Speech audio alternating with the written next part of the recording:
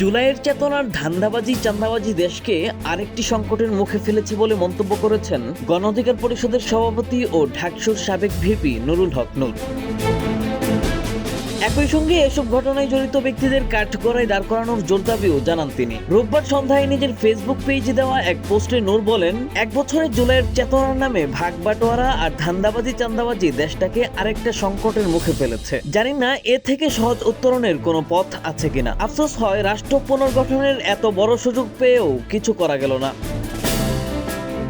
কোনো ব্যক্তি বা দলের নাম উল্লেখ না করে নূর আরও বলেন, আমি চাই এই তথাকথিত ভণ্ড, ফেতনাবাজ ও নব্য লুটেরাদের বিরুদ্ধে একটা গণতদন্ত কমিশন হোক। এদেরকেও বিচারের কাঠগড়ায় দাঁড় করানো হোক।